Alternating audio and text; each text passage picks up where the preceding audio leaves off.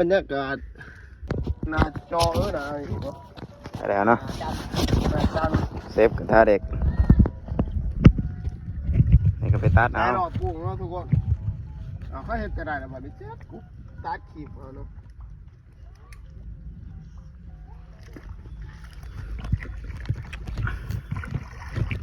สุกเลยกินอยู่คือน้ำตื่นเข้าไปเย็นโอ้ในใจมันตื่นนี่บ่หรอ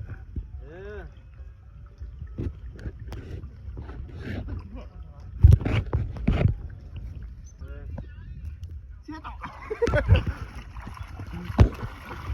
พวกงานดอยลงแดง